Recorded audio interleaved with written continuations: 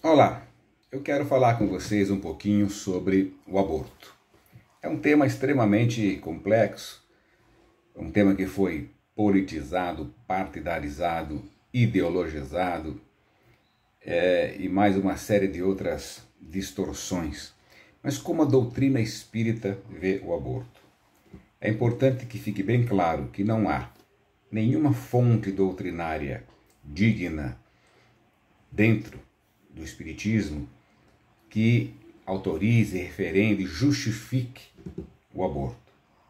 Por outro lado, também não há nenhuma outra fonte doutrinária correta, digna, que autorize a crítica, o julgamento, o banimento, a esculhambação, seja lá o que for, de quem pratica ou deixa de praticar aborto. Nós espíritas temos uma visão muito clara do chamado livre-arbítrio. Só que é importante entender que o livre-arbítrio não é uma licença para tudo. Pode fazer o que quiser, você tem o livre-arbítrio, você é dono dos seus atos. Realmente é dono dos seus atos. Você é o senhor da semeadura, mas é o escravo da colheita. E nós espíritas temos obrigação de dizer que, embora não haja aquela proibição, não é uma condenação eterna, nós não estamos aqui para julgar ninguém. É importante que se saiba que existem consequências desse gesto. E quais são essas consequências? Nós espíritas acreditamos na pré-existência do espírito. Papai e mamãe concebem o corpo físico, biológico. Um espírito vai habitar ali desde os primeiros dias. Muitas vezes antes até, ele participa dessa encenação, da aproximação, aquela metáfora do cupido da mitologia. Então o aborto é uma frustração do espírito que estava se preparando para reencarnar, ou realmente um impedimento daquele que já estava vinculado àquele zigoto, vinculado àquela célula, para preparar sua reencarnação. Então o aborto tem essa consequência. Isso faz com que uma encarnação, uma reencarnação seja adiada, muitas vezes uma reencarnação que seria de proveito, seria uma reencarnação de reconciliação, muito útil para aquele casal que ora rejeita, que estaria então rejeitando. Isso gera consequências. Consequências terminais, inferno eterno? Não. Mas consequências delicadas, danosas, que deverão ser reparadas com o passar do tempo. Nós entendemos, até parafraseando Cristo, daí a César o que é de César, o que está na lei, está na lei. O aborto em função de gravidez proveniente de estupro, quando há um risco para a mãe, que é uma realidade, está tudo respaldado no Livro dos Espíritos e nas demais obras da literatura séria da doutrina espírita. Devemos respeitar as leis. Agora, qual é o ideal? O ideal é que as pessoas realmente assumam esse compromisso uma vez gerado um filho, uma vez a mulher engravidando, o casal, a responsabilidade é igual para todos, eles entendam a necessidade, a importância daquilo, de levar adiante, de criar aquela criatura, dar uma oportunidade àquela criatura. Agora, esse é o ideal. Se a pessoa não fizer, o que vai acontecer com ela? Ela está adiando um compromisso, está adiando uma responsabilidade. Nenhuma ovelha se perderá do rebanho do Senhor. É uma afirmação do Cristo. Então, nada, em se tratando de comportamento humano, tem esse caráter eterno, a não ser o progresso, a evolução. Esse é o único fator inexorável. Essa é a única coisa que realmente não muda, é a nossa destinação ao progresso. Até lá, tudo pode ser modificado. Agora, que fique bem claro, não é um comportamento para ser colocado na esfera da mera escolha. Ah, agora não posso, agora estou com uma tarefa assim, um plano aqui e ali. Ah, tá difícil sustentar um, então não vai sustentar dois. Reduzir um processo de reencarnação, interferir na vida de um outro espírito. Não adianta vir com essa conversinha, meu corpo, minhas regras, porque já o feto não é o seu corpo.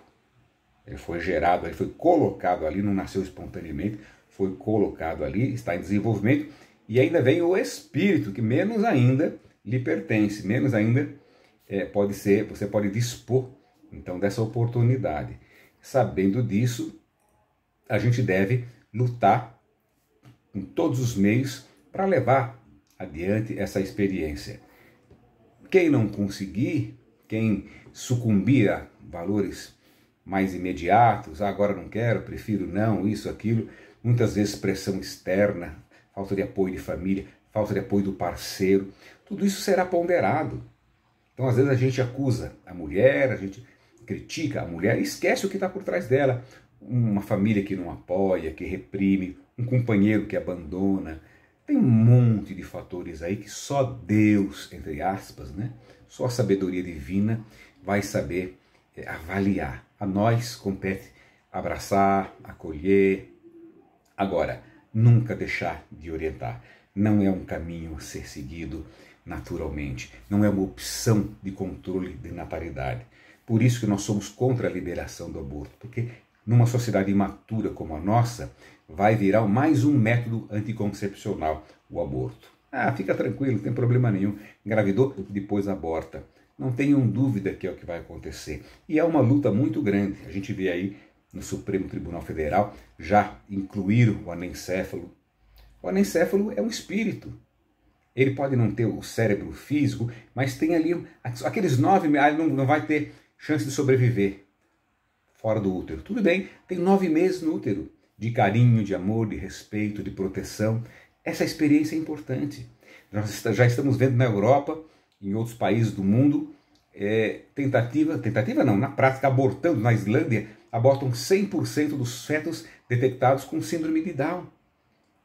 Então, ou seja, pela via do aborto, vamos criar uma sociedade perfeita, entre aspas, perfeita fisicamente. O que é isso? Já começa com uma imperfeição moral muito mais grave. Muito mais grave. Então, isso é um grande equívoco. É um grande equívoco. Detectou que a criança terá algum problema, tem síndrome de Down, aborta. Já essa moda chega aqui. O anencéfalo já é uma coisa. É impossível sobreviver? Muitos sobrevivem, meses, anos. É uma experiência para o espírito. Aquele espírito precisa disso. Interromper essa experiência é um prejuízo para o espírito e para quem interrompeu essa experiência, até porque não foi de graça. Está lá no nosso Evangelho. Tudo na vida tem uma causa justa e um fim útil. Por isso nós somos contra o aborto. Sem fazer panfletagem, sem entrar no campo da ideologia, nada disso. Sem partidarizar o aborto, mas entender os aspectos doutrinários que existem em torno disso. Os aspectos humanos e espirituais. Da importância do aprendizado dessas tarefas, muitas vezes sacrificantes, para o nosso progresso, para a nossa evolução. Não há nenhuma evolução, nenhuma conquista que venha sem esforço, que venha sem empenho. Por isso, nós acentuamos, enquanto for possível, vamos lutar contra o aborto. Agora, sem acusar ninguém, sem apontar dedo para ninguém, sem criticar, sem julgar ninguém. Ao contrário, todas as pessoas que porventura incidiram nesse comportamento podem e devem procurar uma casa espírita para buscar acolhimento, buscar força, para tocar a vida para frente, abrir novas perspectivas, novos horizontes, abraçar o mundo, apoiar novas criaturas, outras mães, outros filhos, seja lá o que for, construir a vida, reerguer, caminhar para frente, esse é o objetivo, com paz no coração, sem julgamento, sem crítica, mas com orientação, sem divulgar esse falso sofisma de que eu tenho livre-arbítrio, posso fazer o que eu quiser. Teoricamente até pode, mas é importante que saiba, tudo que se faz tem consequência. Toda ação gera uma reação.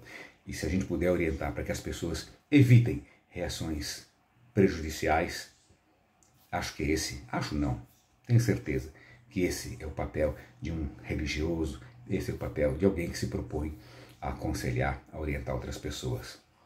Beleza? Vamos lá.